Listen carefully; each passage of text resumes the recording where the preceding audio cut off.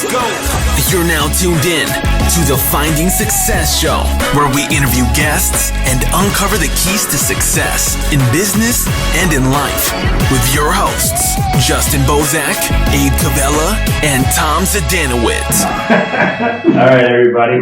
So if you're tuning in, we're obviously live in the studio. We're going to get started with our guest, Steve Vetter. My name is Justin Bozak. We got Tom Zadanowitz and Abe Cavella in the house.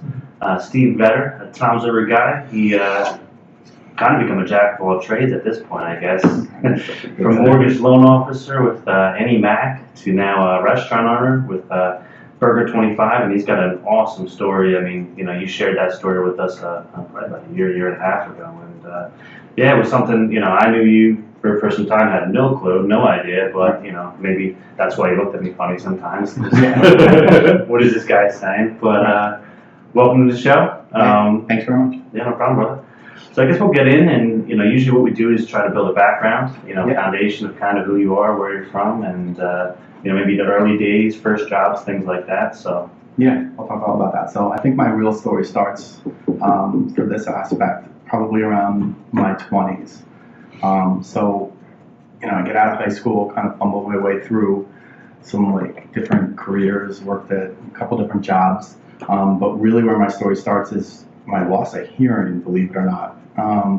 So around 20 years old, I start, going to clubs and bars and things like that. 21 years old, we'll call it. And I started noticing that I wasn't hearing as well as friends and girlfriends and stuff like that. So I was starting to struggle a little bit, and I was 21 years old, had a full head of hair. But I would go to, after a while it became an issue, and I remember going to Miracle here in Sears in the Ocean County Mall. And I got a hearing test. I was with a couple of friends, and they're like, yeah, you definitely need a hearing aid. And at that point, hearing aids were gigantic, and I thought I was way too cool, and I was adapting every single time I went through any situation. I would just adapt, or I would kind of take myself out of a social aspect of a conversation and move over to somewhere more quiet or whatnot. Fast forward to my mid-20s, I got married. I remember this is an aspect, this is a pinpointing part of where I knew I had a problem and I knew I had to address it, but I wasn't sure what to do.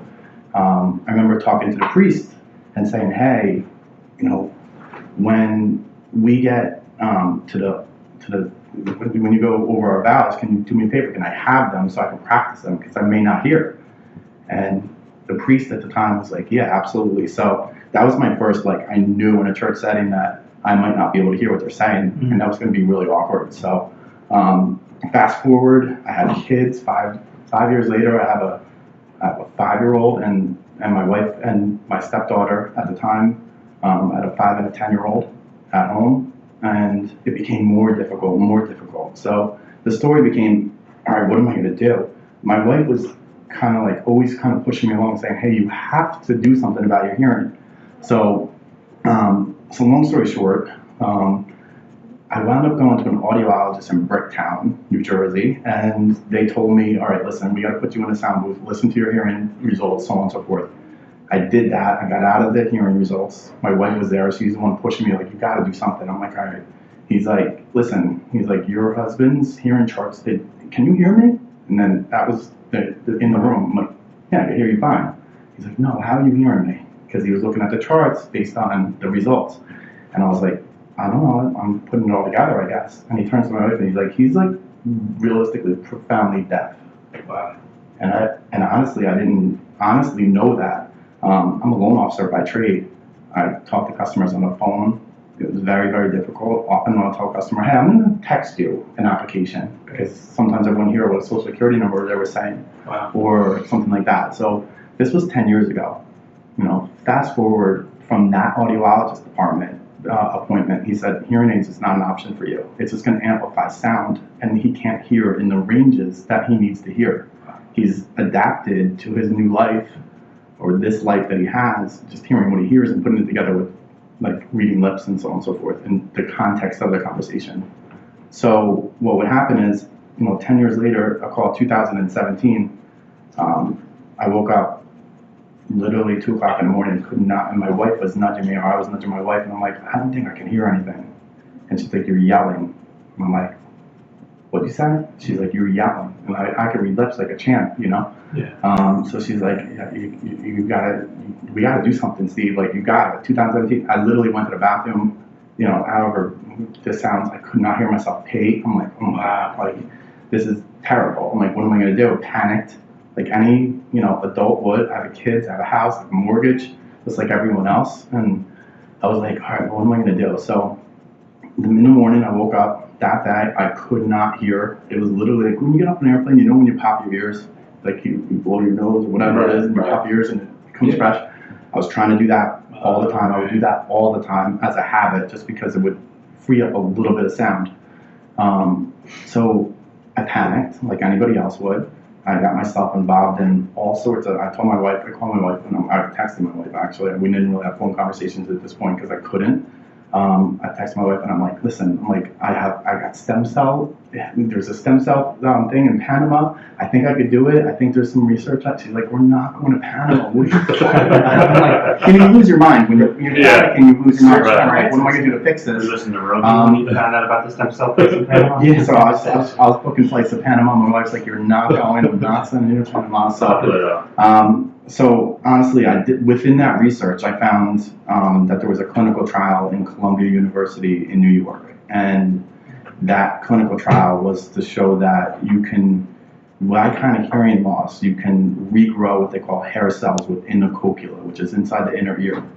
And there was 11 people. I'm actually number 11. There was 10 people prior to me that went through this clinical trial. You had to be profoundly deaf, which unfortunately I was.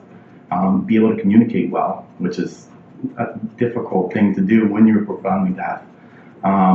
And you had to never have a hearing aid or a cochlear implant. So there's very, very few people in the world that kind of toughed it through that long without getting one of those alternatives. So I was the 11th person in the world to qualify for this. It's honestly an outpatient surgery. It's in Columbia University Hospital in New York, so I was trucking up there.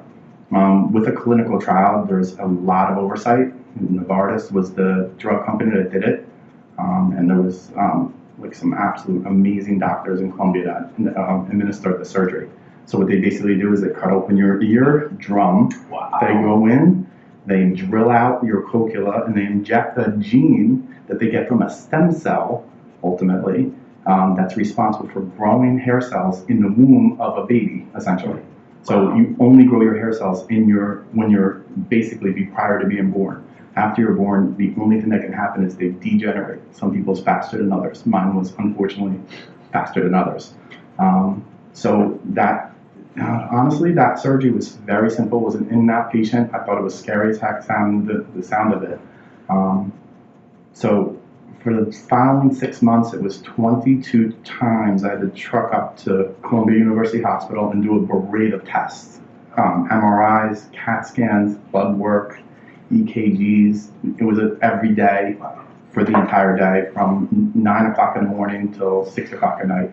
Tests, hearing tests, all sorts of stuff. After 6 months, it did not work at all. I did not regain any hearing from the clinical trial, and I had to throw in the towel. I'm like, what are my options? So it was kind of a blessing in disguise that I found the clinical trial, because I surrounded myself with Columbia doctors, which were amazing. And all along, he's like, listen, he gave me the faith. He's like, if this doesn't work, don't worry. A cochlear implant, the way you communicate with the hearing that you do have is a cochlear implant is going to change your life. I'm like, all right, so that's cool. So that being said, in 2018, I believe it was, April, May, somewhere around there, I did a cochlear implant surgery. What that basically is they put an implant in your head. They cut behind your ear, they put an implant in your head. They wire your cochlea with an array of electrodes that stimulate the auditory nerve. So you get a surgery. A month later, you get an accessory that goes on your head, cochlear implant. And basically what it is, the magnet that sends the signal into your implant. And then there's a microphone that sits on your ear.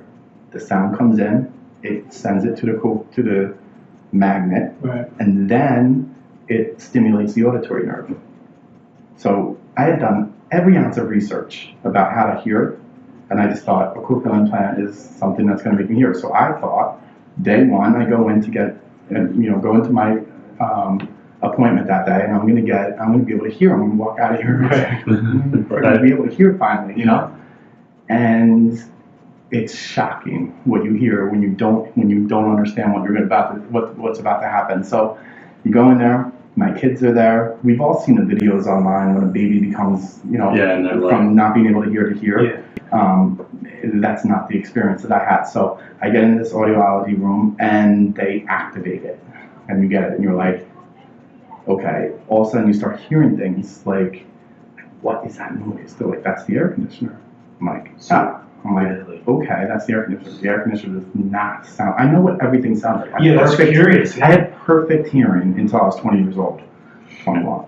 So perfect. And then beyond that, it started to degrade. So I, started to remember. I'm like, what is that noise? They're like, that's a siren downstairs. I'm in New York City, so there's a lot of traffic. I'm like, okay. And then my son talked, and I was like, oh my God, what is that? They're like, that was your son. I'm like, holy cow. Totally different. Like, how can you explain? Is it like a computer? It's like a computer sound? It's like I was stuck in a Commodore 64. Oh my gosh. It was. So it wasn't about It was shocking. It was terrible. It was honestly, I was like, oh my God.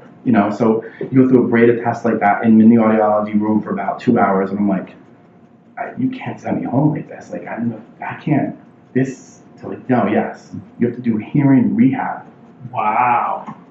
Hearing rehab? What the hell is hearing rehab? Like, I know how to rehab. If I break my arm, I can rehab. Like, if something happens, like, what's a hearing rehab? What do I do, and how do I do it, and how this is going to get normal? Right. I'm like, is this normal? And my own voice was freaking me out because I sound like Archie and Mickey Mouse, and just like I'm like, oh my God, I can hardly make out anything. Yeah. They're like, listen, your brain has to adapt to a new way of hearing. It's not sound that you're receiving any longer. It's electric pulses inside your cochlea that's transforming. Your brain has to relearn how to hear. I'm like, all right, just tell me what to do. I need like a fast-paced version of this. It could take a year. I'm like, oh my God. So I had a lack of research on what I was going to come across when I got this cochlear implant. I went home that day. I remember the sounds that I started to hear, and this is where it becomes crazy. My wife put on the blinker. I'm like, what is that? And the blinker was like, dude, I can't even explain. It's so hard to explain. I want to give people my sound, but they don't. So all of a sudden I heard a blinker, and it's like, this clicking noise that doesn't sound like a blinker, but I know what a blinker is supposed to sound like. It was raining. There was rain on the car. And I hadn't heard a raindrop in 20 years. No kidding. Literally no raindrops. Microwaves. The sink. It just I get home. I'm like, what is that? They're like, I live on water in Tom's River, so make it home. It's a bird. I'm like, a bird? That's what I'm like, it's a freaking bird. But it didn't sound like a bird. It honestly didn't sound like a bird. So now here I'm a loan officer. I'm literally, when you get a cochlear implant, they take any residual hearing you had out in order to get a cochlear implant. So I'm like, I'm a loan officer, so I'm literally out on a leave of absence because I cannot hear at this point. Anything, nothing. I'm lights out. And now I'm hearing Mickey Mouse and R2D2. I'm like, holy cow. What do I do? And I remember going back 2 days later for another audiologist appointment, and it was a little bit better. And then every time I went back, every single month, they would fine tune it and make it right for you. So they were changing. So they can go in and they log in essentially to a computer. The technology is amazing, and they would change my hearing essentially to work for me. I'm like, oh, I'm hearing it's too high for this tone and too low for this one, and so on and so forth. Incredible. So it was crazy, and then. And they're like, one of the things that you can do is the technology allows you it's a Bluetooth, essentially. So, which is cool. So now I'm starting to have I've never had, prior to this, I know this sounds crazy, but this is 2018, this happened. And, I always have the latest and greatest technology, but I never listen to a video on my phone because I can never hear the speakerphone of it. I never used. I just couldn't hear. I stopped watching TV. I took social. If I would never, ever do something like this because I'm in fear that I wouldn't be able to hear one of you guys. I backed myself out of every social gathering ever. You guys probably never heard of me. I was still a pretty decent loan officer. I was texting customers to get loans through. Yeah, right. It's crazy. I was putting people. I was trying to surround myself with people that would help me. when I couldn't hear somebody. I mean, Anthony Wedding was a huge piece of my business. I remember I'm like, man, I can't hear this customer. It's a woman. She has a high pitched voice. I just can't hear her. He's like, I got it. That's how I got through. So during that time period, because of the Bluetooth technology, they were like, listen, if you can Bluetooth anything to this, you'll learn how to hear better, faster.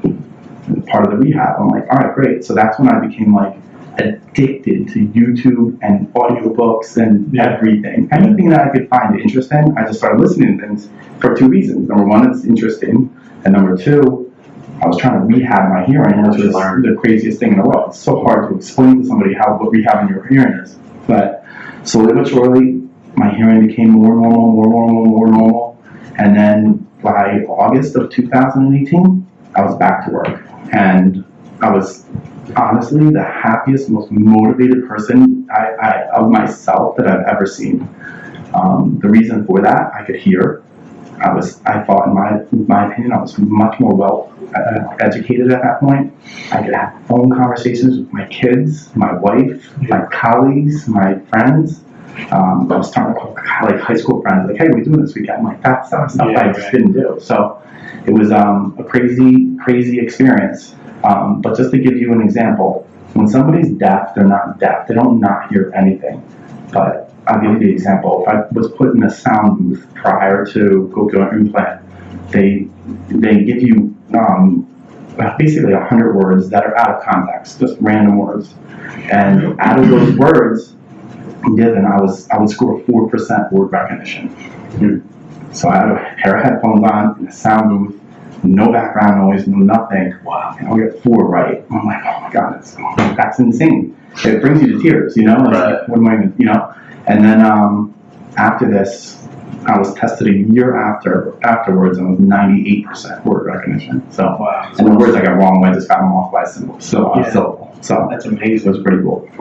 So yeah, talk about that. I mean, obviously that's kind of where I met you, and I had no clue. I mean, and this was 2014, 2015. Mm-hmm. So how was that coaching, the kids and stuff? I mean, did they know that? Because I didn't know that as another coach. Yeah, I mean, it's difficult. You just kind of make it big, you have assistant coaches. They knew. The kids definitely knew. They knew to tap me when they needed my attention. I could read lips better than probably anybody . So, I was never going to let my disability, call it, get in the way of raising my kids. But although it did in ways, but it wasn't going to in that way anyway. Do you think your wife obviously had a big impact on this, pushing you to get this done? If she wasn't part of your, do you think you would have been toughing it out like you were in your young 20s, screw it, I don't need this? No, I mean she's my rock, obviously. Right. So I waited till the very last minute that any human being should ever do it. Right. And I just kind of toughed through something that I shouldn't have. Had I done this 10 years ago, my life would be way different than it is now. But I didn't understand that the technology could have done this. However, I have a cochlear implant, right? This 10 years ago, 15 years ago was not like this. This was a battery pack that was this big that you wore around your neck or on your shoulder with a wire, and the sound was nowhere near what it is in the technology today. So there's things that kept me away from this technology because I didn't know that it would really, and I thought it was for someone that was deaf. Right. Before you are deaf, if you're losing your hearing, you're not deaf. You have hearing loss, And I knew one day maybe I'll just get a hearing aid. But when I went to that brick audiology appointment and they told me not a hearing aid is just something that's not an option. That's like, all right, what is the option? Like a cochlear implant. And I went home, researched cochlear implants, and a battery pack hanging off. You're immediately a handicapped person. And I'm not a handicapped person. I'm good, but I don't know. So you have to change a battery often on there, or is it? Yeah, every day. Every day. Every day. So when you said you went to rehab, were they adjusting this, or because you were hearing the same way? So hearing rehab is on your own. There's a thing called what do they call it actually? Where they go in and adjust. I forget the word. I'm sorry. They go in and they adjust the sound. So there's no two people alike. So it's how your brain That was my question, yeah. takes the sound in. So your sound can be, I could hear high pitch really too high where another person needs it really amplified. Right. And it's not sound. And that's the hardest thing to explain to people is that inside your cochlea, if you ever see an inner ear, if you're in a doctor's office, it looks like a seashell. And there's an array of electrodes that get wired into that, and it stimulates different sections of that cochlea.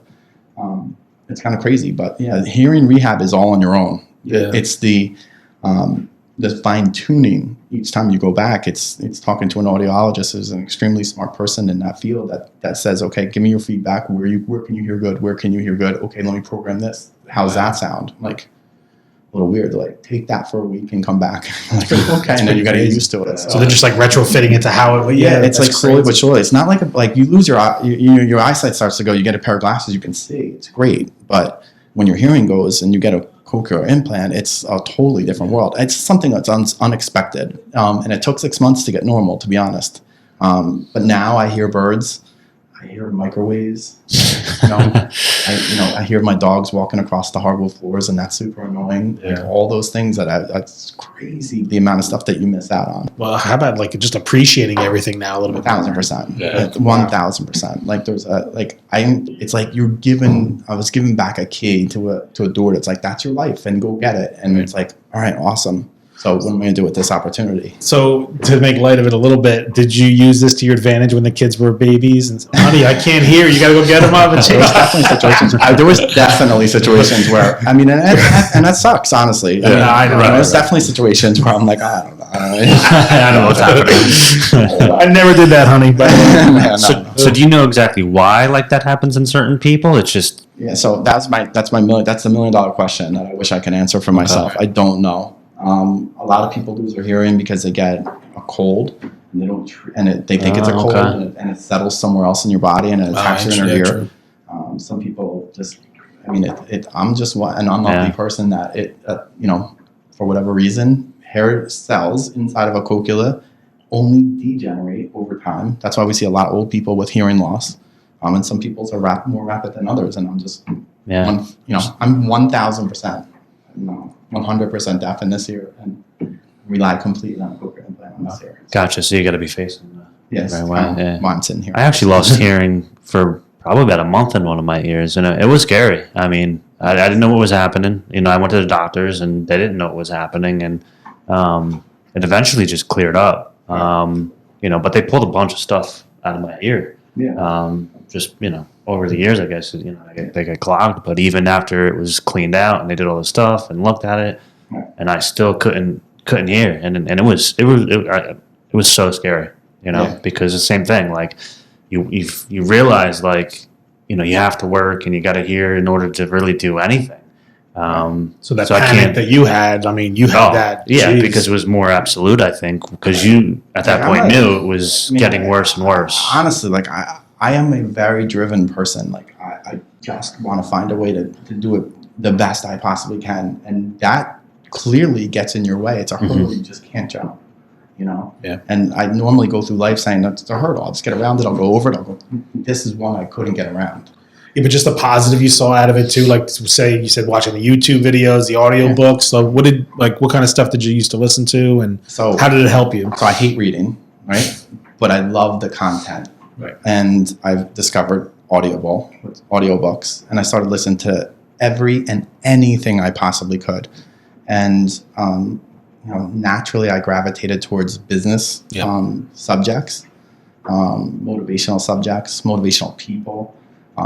There's some awesome books out there and some books that totally stunk. But it was content. And honestly, every single one of them helped me along my journey of that 6 months to rehab my hearing. Yeah. And I value that time more than anything. I wasn't working, but I was working. I was working on something that was more important than anything I've ever worked on. So That's awesome. So, all right. So I remember when you kind of brought this story to us. I remember in 2018 when we first started having more conversations. You were telling me like what you were going through. I'm like, yeah, this is crazy. And at the time, Burger 25 wasn't started yet. You just started it, right? Or was it around that time? Yeah, no, it's running. It's right before that. So when did you start Burger 25 on this journey? So honestly, I was a loan officer. I've always been a pretty decent loan officer, but it was very difficult to be an amazing loan officer when you can't hear your customers. Honestly, It's a it problem, is what it is. I'll call it what it is. But I was always pretty decent. I was always go to President's Club wherever I worked and so on and so forth. But if you back up, realistically, 7 years ago, I wanted to diversify my life. My wife was a title searcher. I was a loan officer. We just came out of 2008. Right. Yeah, right. So you were real estate heavy. Real estate, You were all in. Basically imploded that year, and I was like, listen, we need to diversify a little bit. So here's the story of Burger 25. Number one, I always wanted a family business.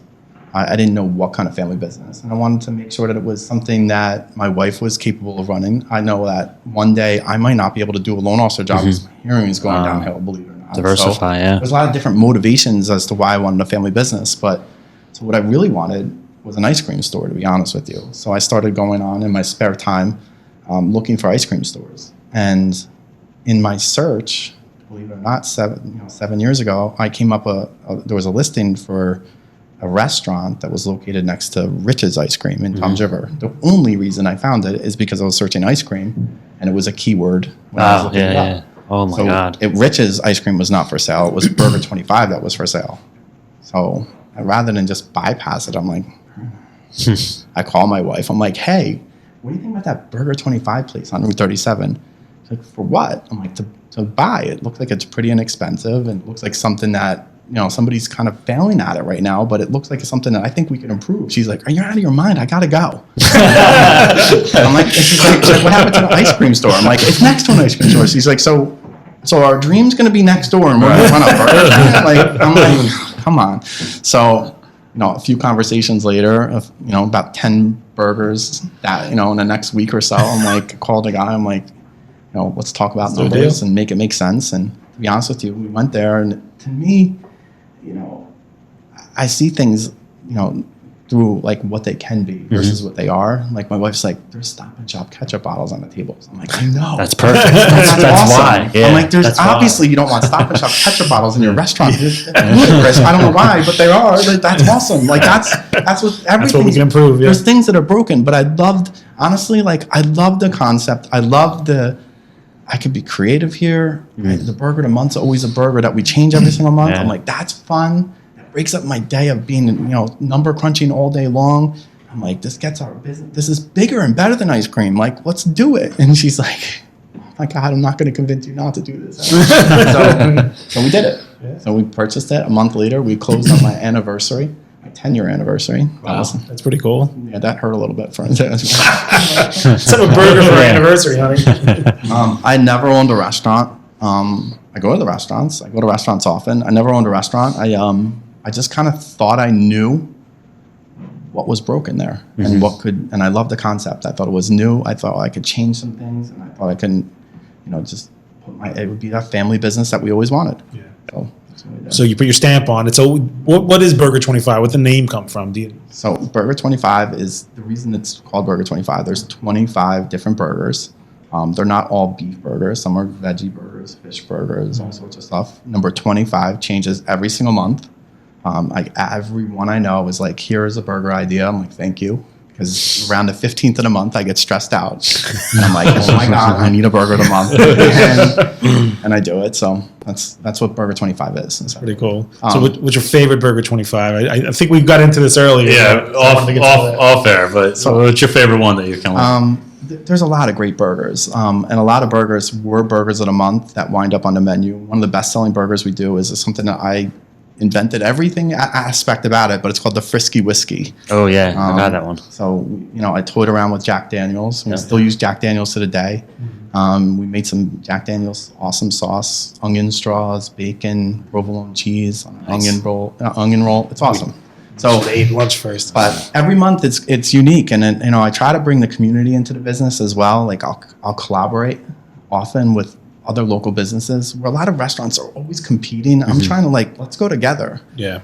So I'm, in the very beginning, I'm like, let's shop the Tom's River. And my wife's like, what do you want to do? I'm like, let's do a donut burger. She's like, a donut burger? We're not going to sell any. We're never going to sell a donut burger. I'm like, I don't care if I sell one. It's more about creativity. Let's get two cool companies together and let's cross market a little bit. Is that with the let's come up with something that's ton. I do Alcos and I do Uncle Dude sometimes. So we did a dude burger, believe it or not. So I took a donut, I cut it in half, I put it on the grill, I put some pork roll on that thing. Oh, man. And then boom, it was the dude burger. And believe it or not, it sold better than any burger on the menu that month. Wow. And it was a donut. And my wife's like, I don't know what I don't know at this point, but that's crazy. So and again, so why would you do that? So Uncle Dudes, they just boosted my business because they had a great following at the time. Yep. I was just new trying to fix my Stop and Shop ketchup bottle problem. Right. And all of a sudden I'm starting to get more followers on social media because he's promoting my item because it's his item too. Yep. And then before you know it, long story short, 7 years later, I think today we hit 10,000 followers on Instagram, which is a huge, hard thing to do. And local followers, you can pay for Organic, followers, but they're local followers. Real people. 14,000 On followers Facebook, on yeah. Facebook, so it's pretty big. Wow, that's awesome, man. And you just got the new location, right? Did you have the grand opening yet, or is it coming up? Not yet. So we're moving from 1611 Route 37 to 199 Route 37, so it's about 2 miles up the road. Closer to the Parkway, right? Closer to the Parkway, right off of Hooper Avenue Yep. on 37. So that is taking a lot out of me right now. Reconstructing We've been a through building fit outs and, before. I have some awesome people surrounding me helping me with that, but it's definitely very overwhelming. But yeah, we're moving, and it's going to be going from 1,500 square foot building to a 3,000 square foot building. We're going to have 80 outdoor seats, over 90 indoor seats, arcade for kids, all sorts of stuff that's in there. So Yeah, you showed us some pictures. It looks phenomenal. So, So how did COVID hit you? Coronavirus, all that stuff. You were probably in the middle of all this new construction when this happened. I had a conversation months ago with Justin. But, COVID's terrible. Number one, it's terrible. It's a horrible thing. But part of me likes a challenge. I told him that. COVID's the biggest challenge that almost everybody's ever had, and I didn't know how to attack it. This is new to everybody. And I told my wife, and I remember before it was mid-March, we're like, are we gonna have to shut down? I don't know what we're gonna have to do here.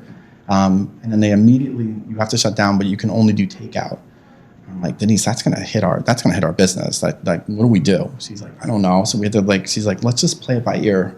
But I'm like, all right, but we can't, we potentially have to lay people off, and that's gonna be horrible. But at the time they were saying 2 weeks. 2 weeks flatten the curve, and then you're back. So for those 2 weeks, all of a sudden, day one, our numbers doubled. Day one, and I'm like, oh my god, we needed to bring more staff in, and we're like, holy cow, that was unexpected. Why did that happen? And I'm trying to analyze and trying to understand it.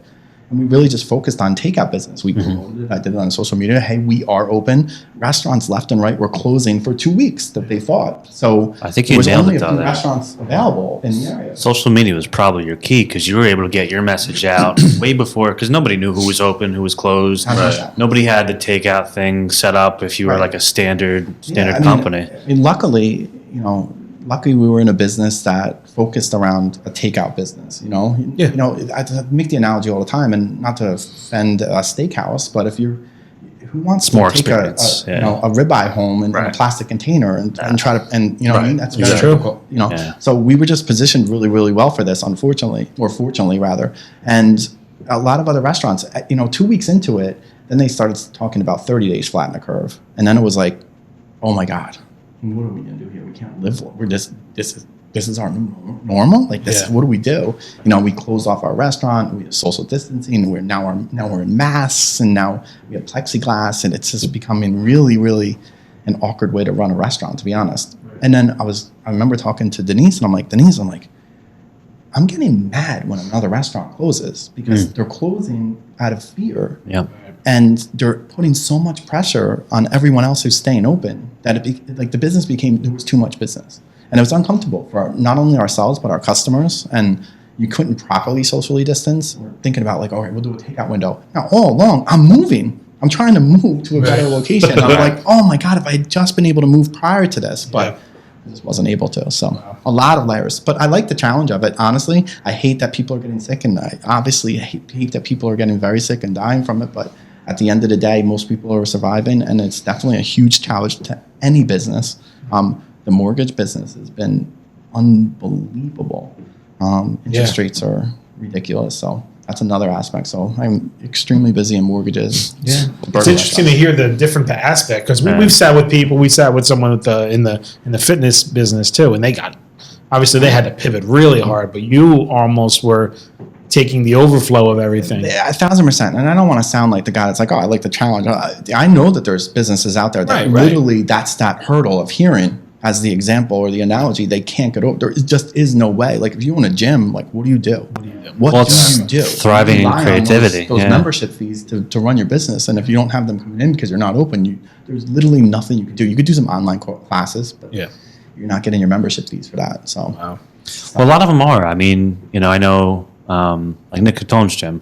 It took him a while because, it's a big gym and obviously it's, more about contact sports and stuff. Right. Like you can't do jiu-jitsu and social distance. It's just impossible. Right. But a lot of the people continue to pay the fees and just support because they know, like, you don't want this business to close down. So it's all about, I think, also building a culture within your business. And that way, when something like this happens, like, your people are there to support you. Like, I'm sure, same thing with Burger 25. You guys have it's like a cult following almost with the burgers. So, people wanted to support you. Like, I wanted to support a lot of my other friends and their businesses and stuff like that. So if you don't develop that as a business or as a business owner, I think those are the ones that are going out of business. If you treated your customers and your employees like crap, you're probably not going to make it through this. And that goes into, the word luck. A lot of people call me lucky and probably Nick lucky in his gym. It's no. He worked hard. He did something right. And at the end of the day, because he did all those things beforehand, he has those membership fees coming in. Yep. There's no luck about your side, man, with the challenges you dealt with the hearing and putting all that together and still opening the restaurant and still trying to build your mortgage business. And here you are today, about to have the grand opening of your newest location and killing it. Right. So there's no luck behind that, man. This is why we bring you on. This is about what the show is. It's finding success. And one of the things that a lot of people lose sight of is you got to put in the work. Right. There's no shortage of skipping that line. You got to be able to put it in. So congrats to you, man. I can't wait to see when we can actually sit in a restaurant, but someday. It's coming. Hopefully soon. So you guys planning on doing like the outdoor seating and stuff like that? Because I could see that's kind of tough too. Currently, right now, I'm limited at my current location. My current location has parking. I have 4 tables, so I mean that's all. It is what it is, and they're packed all day long. So I'm grateful for those those tables being that way. But the new restaurant should have. I'm thinking about 80 seats outside. Oh wow. So it should be a game changer for us. And I know that's a struggle. I mean, that's a struggle for all of us. Like, where are we going out to eat? Like, we still all have a desire to want to go out to eat and socialize with our families and friends and whatnot. And, I plan on making sure that everyone knows that we are an option. Right. So I think that's a struggle for all of us. Like, where can we go to eat? Can we get in somewhere? We don't even know. Yeah. There's tents all over town, but so. Are you gonna have like a reservation system with that, or our concept for the most part is fast casual. So we for right now we plan on keeping that, and it's really an awkward time. Like I'm big on drawing crowds, and for every anniversary we do something crazy. So like our 5-year anniversary, we would you spend $5, you get a free shake. And there was no limit. So if you spent $20, you got 4 free shakes. But my only caveat was, in order to get those 4 shakes, you had the 4 people with you. So we had a line literally down the street the entire day, and that created a buzz in town. Right. So I'm trying to navigate through this one though. This one's tough because you don't really want to draw a crowd like that. So right, because you're not gonna be able to manage it, and all the Karens are gonna be there taking pictures and. But I sponsored. You guys know I sponsored Ulrich's kids' cars. The what do you call it? Which one? What the heck is it? The go-kart.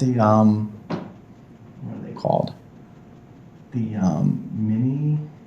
I can't think of it right now. Dragster. Oh, the drag racers. Yeah. I saw that. Yes. Dragster. So I'll do if it's unique. That looks great. Like, I want it. You know what I mean? Those things are awesome. I didn't even know. I gotta check this out. Yeah. Dragster that he had? The boys got some mini dragsters. Really? Are awesome, man. 8-year-olds out there. Rocket ship. I know. There's 8-year-olds in this planet that go out in a dragster and go 90 miles an hour down down a lane, and I'm like, I gotta sponsor that. I didn't know it existed. They're gonna come with their dragsters. So That's crazy. cool. I gotta Nice. get my daughter into that. I'll say. So you ended up getting ice cream out of it anyway. So that sounds good. You got the milkshakes. You built that into it. Yeah, so the newest item, which has come, my wife's gonna kill me for even saying this, but the newest item is a frozen hot donut. So I don't like to do like ice cream. Whoa! Wait a second. My brain didn't process that. So like ice cream was my passion. It wasn't going to be a normal ice cream store. I mean, why would it be that? Like I don't want to. I wanted to create something unique and special and different, and that's kind of I think why Burger 25 was something that I liked. But so I told Denise, I'm like, all right, so we have more room. I'm next to an ice cream store right now, so I can't really sell ice cream products other than milkshakes. That's in our lease, right? Yeah. So now those handcuffs are gone. So I'm like frozen hot donuts. My kids and my wife are like, what? It's a frozen hot donut. I'm like, I think, just give me a day or two. So I just had the name. The name sounds cool. I'll work on what it tastes like. So I'm gonna collaborate as much as I can. I don't know if this is gonna be day one, but you take a donut, like a glazed donut that should be filled with something. It's not gonna be filled with anything. You slice it in half. You put a scoop of some sort of awesome ice cream, and then you put it in I had a panini press made for a donut. Panini so press. You seal it, and it becomes hot on the outside, and it's ice cream on the inside. Oh my god! It's gonna just ooze out. It's definitely dangerous, but whatever, right? So, I love it. Dude. So that's we're gonna have frozen hot donuts. We're probably working on like a peanut butter chocolate like combination there. Oh my god! So we're gonna toy around with some stuff there. So I'll be gaining 10 pounds soon. That's good. I mean, you gotta try it. I mean, holy cow! So has anybody ever done something like that? Like. I know of. I know a lot of people are doing like the deep fried stuff. They're deep frying everything, but yeah, I mean we do. I mean, like our milkshakes aren't milkshakes. I have like a deep fried Oreo milkshake. Yeah, like what's that? Like deep fried Oreos. I mean, you can't just make an Oreo shake. I mean, a deep fried Oreo shake.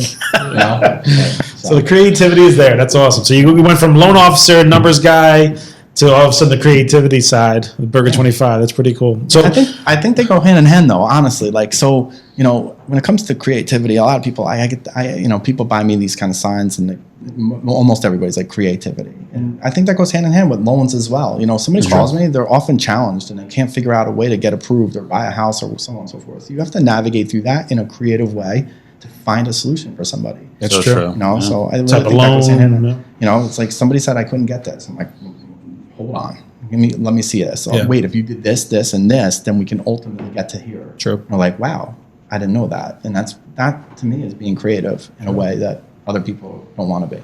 So congratulations, 1% in the whole United States, one of the top 1% of the loan officers in the United States. So what are your thoughts on the market, where it's going? That's our greedy real estate side. Want to know what you think of the rates and where they're going. I mean, it's just I think the rates are absolutely fantastic. It's driving in too much business. Has it ever been this low?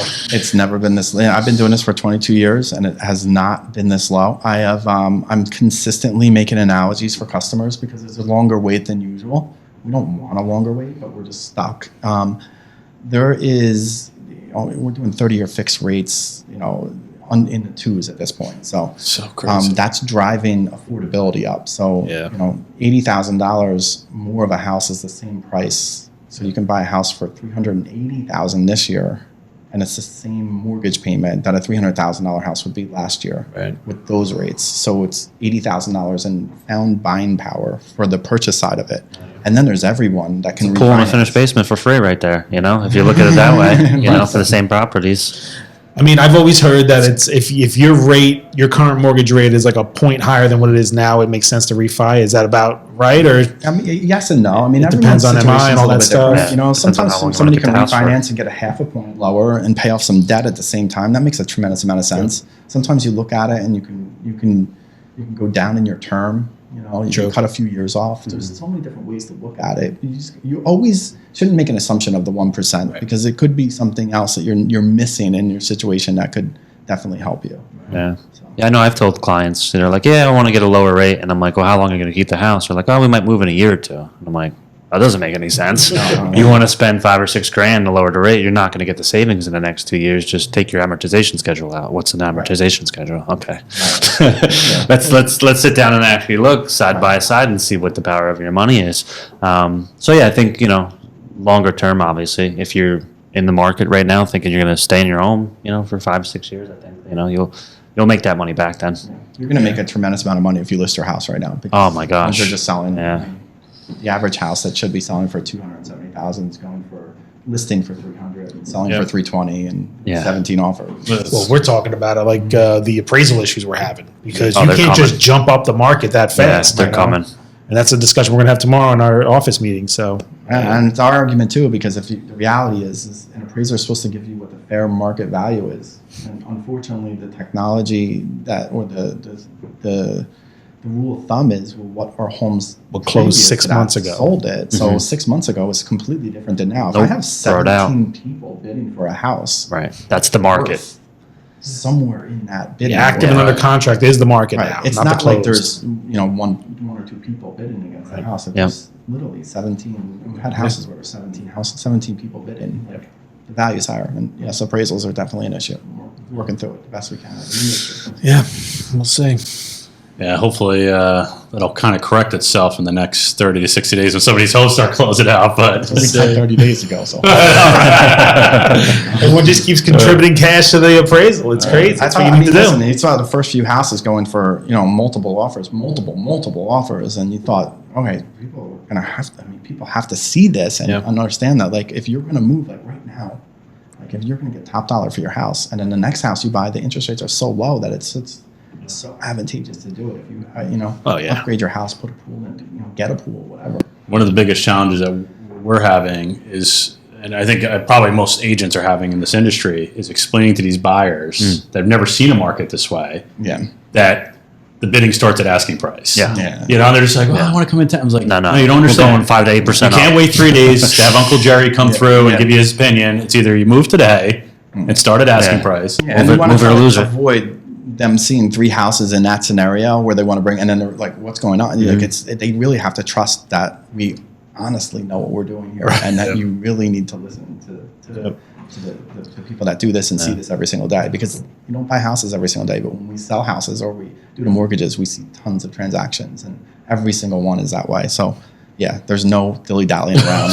List price is a starting point. That's what we say now. Well, that's the thing, is I think communication's like the most important thing now with your clients, and explaining that up front, like day one, like this is what's happening. Like, don't get them involved and they're like, why didn't you tell me about this? So over communicating is so important right now with this market. It's huge. I make an analogy that, we all saw the DMV lines when they first opened, right? That's the lines going into underwriting right now.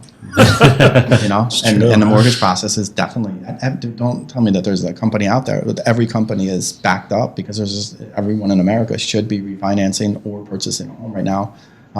And because of that, a lot of them are doing so. So we're definitely backed up a little bit. So. That's a good point, because people think, well, there's only so many homes to go around, so this is how many closings the underwriter has. But no, all the refi business. Yeah, it's just ridiculous. Yeah, you double. Yeah, the refi business is quadrupled. Like, I'll give you an example. On an average month, we might do $3 to $5 million, and that's considered very good, honestly. And last month we did 33 loans for a little over $9 million. I have 117 loans in my current pipeline right now, which is unheard of.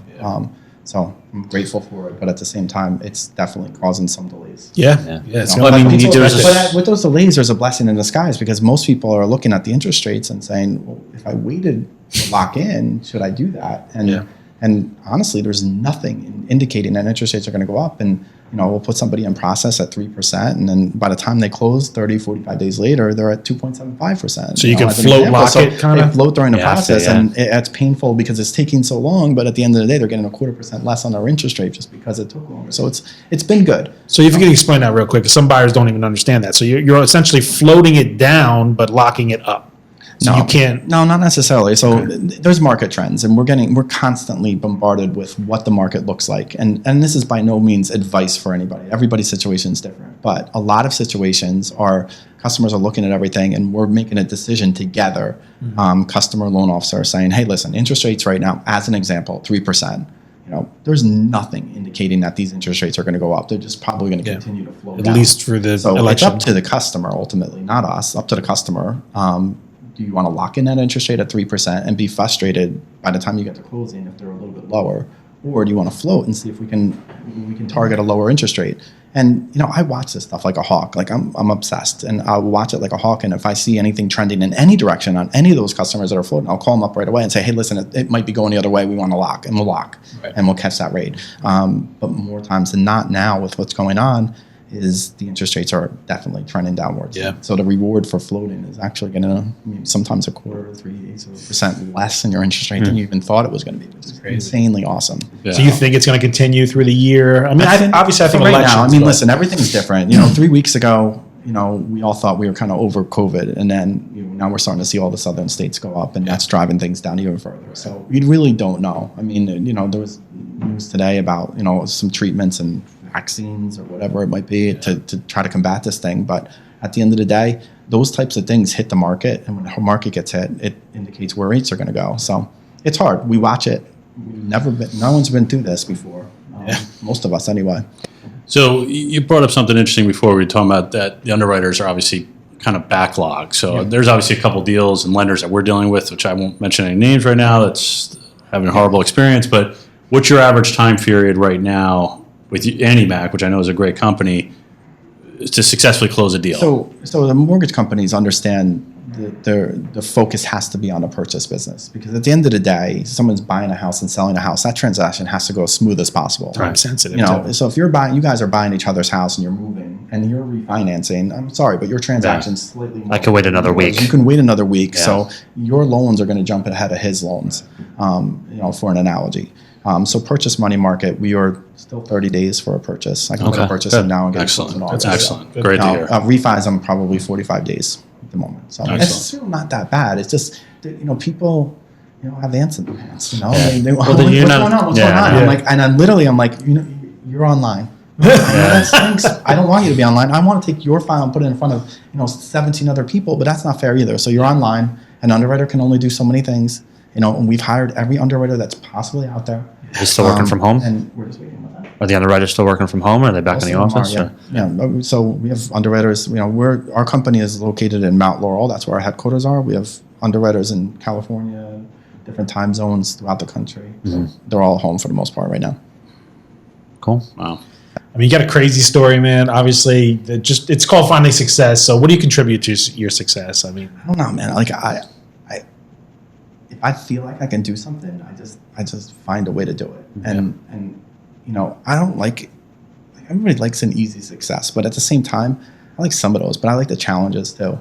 The easiest thing for me to do was, I have a successful business right now at Burger 25. I could just stay there. yeah. Stayed there, been a hole in the wall place for years and years and years and been successful. But I just find let's challenge ourselves. I want to leave a legacy to my kids. Maybe have 2 or 3 Burger 25s, maybe franchise it. Yeah. So I constantly just try to find a challenge. I read a lot of books because I actually don't read. I listen to a lot of books. I do read some, but You can read. just to be clear, You can read. Just to clear it up. it's much easier to listen to a book. Me too. On a commute, so on and so forth. But the most successful people fail the most often. It's like and I don't think unsuccessful people understand that. In order to be successful, you gotta fall on your face a few times and understand what it feels like to fall on your face, and eventually when you succeed, it tastes that much better. Oh yeah. Well, I think that's why kind of our generation makes fun of the participation trophy, because we know, you got to get, like Steve said, kicked in your teeth, You got to be able to get back up. You got to fight. You got to be willing to work 12 to 14 hours a day and not look at a job as an 8-hour, a day thing, and then you can go on your way and be successful in life. I mean, you can be, but, you would be more successful if you put more time into what you're doing. I mean, I think 80. How many hours you work in a week right now? Between both. I don't not work. I mean, listen, am I? Do in you an need to office work? behind a computer every single day? No, but Yeah. I go. People. Like I leave the mortgage office at 5:00, and I'll get them. I don't say bombarded, but I'd like to. Like customers are like, "Hey, I'm looking at this house. What's the payment?" Yeah. And I try to make myself accessible. I'm honestly working until I fall asleep, in a good way though, in a balanced way. I have kids, and I care more for them than anything in the world, and I will make sure that I don't. That I pay attention and I bring them places and do things and so on and so forth. But at the same time, if a customer asks me for a payment on the biggest purchase of their life, like and I'm just going to put that off till tomorrow. Like, that's not succeeding. That's failing. That's failing in every way of the word. So if it takes me 1 second, let me just calculate this out for somebody. And I found ways to be very efficient in life. And I'm like, it takes a minute and a half out of whatever I was doing to tell somebody that their payment's $17.27 and that they should absolutely go for this and let me know if there's anything I could do. I mean, like, I have to do that, And there's a lot of people in my position that would put that off to the next guy. Yeah, no, I've seen it. It's the wrong thing though, because now you got to place an offer and make a decision quickly. Yeah. So a day could be you lost the house, and guess what happens when you lose the house? You're going to blame the guy that didn't get back to you. Because I didn't get back to you. I don't want that on my shoulders. I'm here to help someone else succeed in what they're trying to do, and I don't take that lightly. This is the biggest purchase of their life for almost everyone. There are mortgage calculators out there, people. Though you can download the app, you can plug the numbers in, just say, Steve, what's the rate? Yeah. And you can do everything else on your own. So, but honestly, it's a big piece of it. So accessibility and so on and so forth. So, but I think what we don't talk about in these podcasts often is we're only talking about successes. And I said most successful people fail more often than anything. And the reason why is they keep trying. You know what I mean? I could have gotten my first Yelp review and going up and said, put this place for sale. Nobody likes it or whatever. You know what I mean? Why are our cooks burn this burger? And this person's upset, And there's people that give up very, very, very soon, We didn't take an ounce of money for the first year out of that business, Burger 25. Not 1 ounce. And then, there's a reason. If I wanted that instant success, I was going to fail. Yeah. You know what I mean? But, I had to throw money at advertising that I didn't know if it was going to work. I was new to a business that I really didn't understand very well. But I found a way. You just push, and you fail more than you succeed. You really do. But when you succeed after failing, it just tastes that much better. Yeah, Absolutely, man. Awesome story, bud. Yeah, appreciate you coming out, man. Yeah, great job. That's super. We're still alive, my friend. All right, press the button. End it now. Let me press the button. No, yeah. So, any other closing shots? Any principles? Quick one-liners you want to throw out there to the people that may be struggling, maybe in the restaurant industry, especially because I think those are the ones that mortgage industry right now is probably easy, but restaurant industry not so much. I have a friend that I have a lot of friends in the restaurant industry, and we've seen the ones that get very creative during this whole thing. I have a couple of people. One has a very high-end restaurant and totally shifted his entire restaurant around to a market and feeding the needy, essentially, feeding seniors in senior homes, feeding hospital frontline workers, getting donations to do so. That's not giving up. Yeah. Like, he found a way to succeed in a restaurant that was not going to do enough takeout business. As simple as that, to succeed. So he found a way. I think that's awesome. I think that there was another friend of mine that was like, listen, my food isn't really for takeout. I'm like, well, reinvent it. Let's go. Make something else. Let's narrow it down. Get rid of this. Get rid of this. Let's do it. And let's do this. And then you could do it. And then put a pickup window. And let's make it comfortable. Like, I don't know about helping anyone I can. And at that time, I was honestly like, don't close because we're going to get too busy, honestly. And that was going to, shake us up even more. So, right. I don't know. Just find a way. There's always a way. And I said, ownership. I wrap my head around, if I owned a gym, what would I be doing? I'm like, I don't know what I'd be doing. Well, yeah, we had Hafiz on there. He had some awesome ideas. So they're doing the personal training and they're doing virtual. Yeah, shake help. You got enough to worry about. You're sending them to the gym. Yeah, right. So he's gonna be like, hey guys, I opened the gym. I'll be nice. We're serving burgers. No. Well, appreciate you having you on, Steve, and wish you the best of luck with the grand opening. Is that the 20th, or is are you delayed with the town? No, it's all about what the town wants. So next week we have a lot of permits getting closed out. So as long as we get our CO next week, it'll probably be the week after. I'm looking for like an August 1st, hopefully. Okay. All right. Awesome, man. All right, we'll be there, man. Spread the word, man. Yeah, absolutely. So, frozen donuts. I don't know about frozen hot donuts. All right. I promise you, it's all about convincing Denise. So. That's phase 2. Get open is number 1, phase 1. So very cool, Steve. All right. Thanks, man. Buddy. Appreciate Have a good day, guys. Thanks for tuning in. Thanks for listening to another episode of the Finding Success Show. Make sure to subscribe for future episodes. Also, check us out at findingsuccesstv.com.